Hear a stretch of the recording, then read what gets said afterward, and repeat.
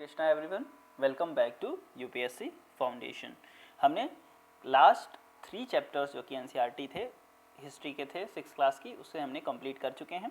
सो आज हम चैप्टर 4 के बारे में देखेंगे। इस चैप्टर 4 को हमने 2 पार्ट में डिवाइड किया है क्योंकि ये लेक्चर थोड़ा लेंदी हो रहा था। तो पहले पार्ट में हम देखने की कोशिश करेंगे कि what books tells us about the their contemporary time, that is after the Indus valley civilization के टाइम के बाद किस टाइप से सोसाइटीज़ में लोग रहते थे, लीडर किस तरीके से चुनते थे, और वॉर जो होता था वो किस किस बेसिस पे होता था, क्यों वॉर करते थे, इसके बारे में आज हम डिस्कस करेंगे।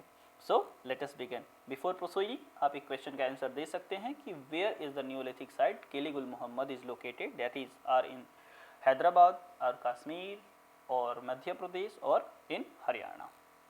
सो we know that the oldest written book which we find, that the oldest book which we know is a Rig Veda, which is composed about 3500 year ago.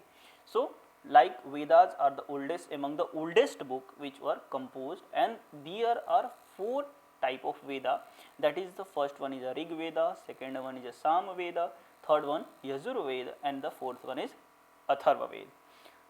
So Rig Veda includes more than 1000 hymns, उसमें 1000 से ज़्यादा hymns हैं, और उन hymns को सुक्तास बोला जाता था, that is meaning well said. और ये जो हाइम्स होते थे वो प्रीज करने के लिए होते थे वेरियस गॉड एंड गॉडेसेस के लिए। और ये हाइम्स जो प्रीज करते थे इसमें से 3 जो हैं स्पेशली इम्पोर्टेंट गॉड हैं, जो कि बार बार आपको इसमें रेफरेंस मिलेगा, इनका बार बार इनका मेंशन मिलेगा। फर्स्ट वन जो है वो अग्नि हैं, गॉड ऑफ फायर इन्हें बोलते हैं, इंद्र हैं, warrior god, and third one ये Soma, a plant from which special drink was prepared. ठीक है, और ये जो वेदास रहे हैं इनको कंपोज किसने किया था? इनको कंपोज किया था उस टाइम पीरियड के जो ऋषि थे, ऋषि और मुनि लोग थे, वो इसे कंपोज करते थे। और जो पंडित लोग होते थे, जो इस वेदा जिसे वेदास का जो ज्ञान था, वो अपने स्टूडेंट को इससे रिसाइट और मेमोराइज करा देते थे। मतलब इस वेद को उन्होंने याद करा देते थे word by word, sentence by sentence, with a great care कि उनमें जो वेद का जो एक्चुअल फिगर है वो कहीं चेंज ना हो जाए। इस वजह से उन्हें लगातार वे उन्हें उसी तरीके से word by word, sentence by sentence उन्हें याद कराते थे। और ये जो हाइम्स थे कंपोज्ड, ये कंपोज भी किए जाते थे, टॉट पढ़ाए भी जाते थे और याद भी किए जाते थे, किसके द्वारा? मेनली मेंस के द्वारा। बट उसमें से कुछ हाइम्स जो हैं वो वुमेन्स के द्वारा भी कंपोज किए गए हैं। ठीक है, ऋग्वेद जो है वो ओल्ड वैदिक संस्कृत है, और जो आज हम संस्कृत पढ़ते हैं उससे नहीं मिलता है जो ऋग्वैदिक संस्कृत है, क्योंकि वो बहुत ही ओल्ड है और डिफरेंट है जो हम आज पढ़ते थे।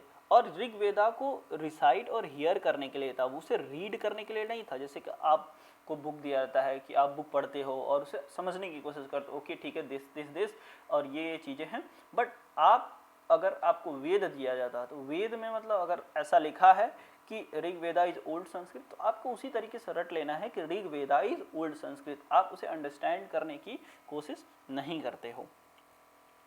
ठीक है, इसके बाद बात है कि ऐसा बोला जाता है कि जो ऋग वेद है उसको वो पहले कंपोज हो चुका था, बट उसके बाद सेवरल सेंचुरीज के बाद, कुछ 100 सालों के बाद वो क्या हुआ, उसे रिटन किया गया, उसे रिटन फॉर्म में लाया गया, and after near about 200 year ago, ठीक है, वो प्रिंटेड फॉर्म में वेदास जो हैं वो हमें देखने को मिलते हैं। ठीक है, और इसमें से कुछ ऋग्वेदा में कुछ ऐसे भी डायलॉग जो हाइम्स हैं जो कि एक डायलॉग के फॉर्म में देखने को मिलते हैं, और जो फेमस है जो कि आपके एनसीईआरटी में भी है वो है विश्वामित्र और 2 रिवर जो कि ब्यास एंड सतलज हैं। इनके बीच के एक डिस्कशन के बारे में दिखाया गया है कि किस तरीके से वो बात कर रहे हैं। तो और ये जो रिवर्स थी उस पॉइंट ऑफ टाइम पे, इन रिवर्स को भी वर्शिप किया जाता था as a goddess, as a devi, इन्हें वर्शिप किया जाता था। ठीक है, और अदर रिवर्स भी वर्शिप की जाती थी, उसमें से इंदस है जिसे सिंधु बोलते थे, और उसकी अदर ट्रिब्यूटरी, और जो गंगा और यमुना है जो कि आज बहुत ही इंपॉर्टेंट रिवर मानी जाती हैं, उन्हें उनका जो मेंशन है ऋग्वेद में वो बस एक बार है, वंस, नेम्ड ओनली वंस। ठीक है, सो अब देखते हैं कि जो लैंग्वेज के बारे में अभी हम डिस्कस कर रहे थे, संस्कृत के बारे में डिस्कस कर रहे थे कि ओल्ड है, इसी टाइप के बहुत एक फैमिली बनाई गई है डिफरेंट लैंग्वेजेस की, जो कि जिसका फोनिक जो है, फोटोनिक जो होता है या फिर जो सिमिलर वर्ड्स होते हैं वो पहले एक कॉमन थे, ठीक है, originally had a word common, ठीक है, इसीलिए उनको फैमिली बोलते हैं। तो आज हम डिस्कस करते हैं कितने टाइप के हम फैमिली इंडियन लैंग्वेज में मिलती हैं और वो कौन कौन सी हैं। तो Sanskrit is a part of family language known as Indo European. जो संस्कृत है किसके पार्ट था, इंडो यूरोपियन लैंग्वेज का पार्ट था। और some Indian language like Assamese देख लीजिए, गुजराती, हिंदी, कश्मीरी एंड सिंधी, ये भी क्या है, इसी इंडो यूरोपियन के पार्ट थे। और even Asian language such as Persian and many European language English, French, German, Greek, Italian and Spanish belong to Indo European family. And क्यों बिलोंग करते हैं, आप इसका एक एग्जाम्पल लेके देखेंगे तो आप देखेंगे मात्र संस्कृत में, माँ हिंदी में एंड मदर इन इंग्लिश, ये तीनों क्या हैं, एक ही चीज़ को रिप्रेजेंट करते हैं, दैट इज मदर और माँ। तो इनका जो एम है या मो का जो आप देख रहे हैं जो साउंड प्रोड्यूस कर रहा है वो क्या है, सेम है। तो ओरिजिनली ये वर्ड क्या थे, कॉमन थे। सो इसी वजह से ये एक फैमिली में बिलोंग करते हैं। तो नॉर्थ ईस्ट के जो लैंग्वेज होते हैं वो बिलोंग करते हैं तिब्बतियो बर्मन फैमिली में। And in the south Tamil, Telugu, Kannada, Malayalam ये द्रविडियन फैमिली में बिलोंग करते हैं। और इवन जो कि एक इम्पॉर्टेंट है जो आपको शायद नहीं पता होगा वो है कि language spoken in Jharkhand and the part of central India ये ऑस्ट्रो एशियाटिक फैमिली में बिलोंग करते हैं, ठीक है। कमिंग टू द नेक्स्ट, अब हम जानने की कोशिश करते हैं कि कैटल, हॉर्सेस और चैरियट्स का इम्पोर्टेंस क्या रहा था उस पॉइंट ऑफ टाइम पे। तो बहुत सारे ऐसे प्रेयर हैं ऋग्वेदा में जो कि कैटल से रिलेटेड, चिल्ड्रन स्पेशली सन से रिलेटेड और हॉर्स से रिलेटेड हैं। और हॉर्सेस को चैरियट में या फिर हॉर्सेस को बांधा जाता था किसमें, चैरियट में, रथ में, ठीक है, जब बैटल्स होते थे, ठीक है। आप जैसे का भागवत गीता का एक बहुत बढ़िया वो देखे होंगे कि जिसमें रथ जो है कौन चलाता है, श्री कृष्ण चलाते हैं, किसका, अर्जुन का। तो लाइक वाइज जब बैटल्स होते थे तो हॉर्सेस को चैरियट्स में बांधा जाता था, ठीक है। और बैटल किस किस कारण से बैटल होते थे, तो सबसे पहला जो बैटल का कारण है जो कि आज भी है वो है फॉट फॉर दी लैंड। आज भी इंडिया चाइना का वॉर, इंडिया पाकिस्तान का वॉर, इजराइल का वॉर किसके लिए है, मेनली आप देखते हैं लैंड के लिए ही फॉट किया जाता है। बट उस टाइम पे जो लैंड था वो इम्पोर्टेंट था किस लिए, पॉस्चर्स के लिए। और जो क्विकली जो बार्ली होती है, वो जो क्रॉप्स होती है, तो क्रॉप्स ग्रोन के लिए था। बट आज तो अस्तित्व की लड़ाई है। But some battle were fought for the water, जो कि भविष्य में इसलिए लड़ाई होने की संभावना है। ऐसे बहुत सारे साइंटिस्ट जताते हैं कि जो फ्यूचर वॉर होगा या जो वर्ल्ड वॉर 3 होगा वो किसके लिए होगा, वाटर के लिए होगा, ठीक है। तो some battle were fought for the water and capture people को कैप्चर करने के लिए, उनके जो एसेट होते हैं उनको कैप्चर करने के लिए ही वॉर देखने को हमें मिलती है उस पॉइंट ऑफ टाइम पे। और जो वेल्थ ऑब्टेंड होता था उसके बाद जो भी लूट के वो सामान लाते थे, जिसे वेल्थ बोलते थे, वो जो होता था उसे कुछ तो उसका जो ऑब्टेंड होता था वो लीडर्स खुद रख लेते थे, कुछ उन्हें प्रीस्ट के में दे दिया जाता था, और जो बाकी जो बचे होते थे वो डिस्ट्रीब्यूट एमंग द पीपल, उसे पब्लिक में डिस्ट्रीब्यूट कर दिया जाता था। और कुछ जो वेल्थ होते थे वो यजना और यज्ञ बोलते थे, यज्ञ और सेक्रीफाइसेस के लिए रख दिए जाते थे। और इस सेक्रीफाइस और यज्ञ जो होते थे ये गॉड एंड गॉडेसेस को ऑफर करने के लिए होते थे। उनके ऑफरिंग में घी दे सकते थे, ग्रेन्स उनको ऑफर किया जाता था, और समटाइम्स एनिमल भी ऑफर उन्हें किए जाते थे। और ये जो जितने वॉर और जितने बैटल्स लड़े गए हैं वो मोस्टली मेन के द्वारा लड़े जाते थे। There was no regular army but there were assemblies, ठीक है। यहाँ पर आप रेगुलर आर्मी जैसे इंडियन आर्मी है उस टाइप से कोई रेगुलर आर्मी नहीं होती थी, बट असेंबलीज होती थी जहाँ पर पब्लिक एक साथ आते थे और डिस्कस करते थे, ठीक है, कि वॉर क्या करना है, कब किससे पीस रखना है। और उन्हीं में से वो लीडर चूज करते थे जो कि ब्रेव होता था, स्किलफुल वॉरियर होता था, ठीक है। और कुछ अब देखते हैं उसमें कुछ वर्ड्स आए हैं जो पब्लिक को डिस्क्राइब करते हैं, पीपल को डिस्क्राइब करते थे।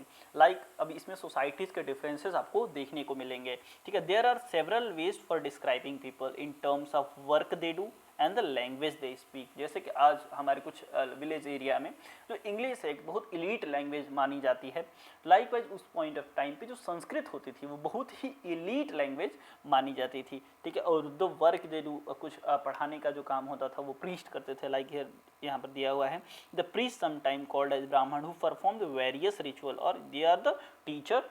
तो ब्राह्मण क्या थे, वो टीचर थे, वो वेदास को स्टूडेंट को रिसाइट कराते थे, पर सम टाइम ऐसा देखा जाता है कि जो प्री वैदिक काल होता था उसमें ये जो बर्थ के बेसिस पे डिवीज़न नहीं था। ये लेटर वैदिक आते आते हमें देखने को मिलता है कि जो बर्थ से ही लोग ब्राह्मण बनते थे। उस पॉइंट ऑफ टाइम पे लोग कर्म से अपने वर्ण में जाते रहते थे, ठीक है। और राजा का जो काम होता था, जैसे कि हमने पहले डिस्कस किया है, राजा का काम क्या होता था, बैटल को फाइट करना, बैटल को लड़ना, ठीक है। और उस पॉइंट ऑफ टाइम पे जो आज का जो अब लेटर जब हम देखेंगे मुगल पीरियड या फिर राजपूत पीरियड में देखेंगे तो उसमें जो राजा का कॉन्सेप्ट है उससे कहीं ज़्यादा डिफरेंस था।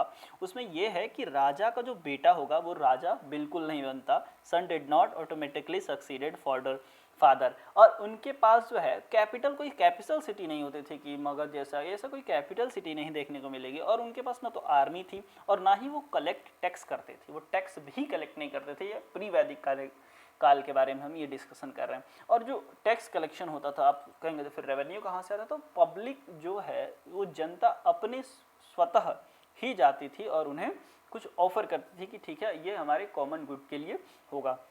और यहाँ पर टू वर्ड्स जो डिस्क्राइब करते हैं जन को या पब्लिक को डिस्क्राइब करते हैं, एक होता है जना जो आज भी हिंदी में जनता के रूप में यूज होता है, एंड सेकेंड वन इज विसी, विस मीन्स विषय, विषय कम फ्रॉम द विस मीन्स आज सब्जेक्ट, आप इंडियन पॉलिटी में सब्जेक्ट यूज करते हो तो विषय मीन्स होता है क्या, सब्जेक्ट, मतलब आवर सब्जेक्ट, नेशन का सब्जेक्ट। लाइकवाइज विषय मीन्स विषय, subject. So coming to the next, तो हम देखेंगे कि सेवरल वीसीज एंड जना mention by the name in the Vedic literature में आप देखेंगे तो कुछ जना को, कुछ जो कम्युनिटीज थी उन्हें बाय नेम मेंशन किया गया था, जैसे पुरु जना और वेस, भारत जना और वेस एंड यदु जना और वेस, like so on. Sometime the people compose the hymn, मतलब जो वेद लिखे हैं या जो जिस कम्युनिटी द्वारा उससे लिखी गई है उसे आर्याज बोलते थे। एंड द सेकेंड वन जो उनके अपोनेंट थे उन्हें क्या बोलते थे, दस्यु या दासाज बोलते थे, ठीक है। और ये डिफरेंस क्यों था, because there is some in beginning क्या होता था कि वो या तो सेक्रीफाइस नहीं परफॉर्म करते होंगे या वो डिफरेंट लैंग्वेज स्पोक करते होंगे या डिफरेंट लैंग्वेज वो बोलते होंगे। लेटर यही टर्म जो दास है वो दास में कन्वर्ट हो गया और फेमिनी जो इसकी थी, जो फीमेल होती थी वो दासी बोलते थे। और उस पॉइंट ऑफ टाइम आते आते इन्हें स्लेव घोषित कर दिया गया। They were men and women who were often captured in war, जो स्लेव्स होते थे वो वॉर में, जैसे कि हर जगह देखने को मिलता है जब वॉर होता है तो जो स्लेव्स होते थे उन जो कैप्चर्ड मेन एंड वोमेन होते थे उन्हें हम स्लेव्स बोल देते थे। They were treated as a property of their owner, ये इन्हें एज ओनर की प्रॉपर्टी के रूप में इन्हें देखा जाता था। और ये जो ओनर होते थे इनसे कुछ भी जो ये चाहे वो इसे करा सकते थे। सो ये लेक्चर यहीं एंड होता है। तो हम जानते हैं कि नियोलिथिक किलिंग गुल मोहम्मद कश्मीर में है। सो आज का लेक्चर हम यहीं तक रखेंगे। अभी इसका पार्ट 2 जो होगा कि what burials tales us about, हम आगे के लेक्चर में देखेंगे। So thank you and have a nice day.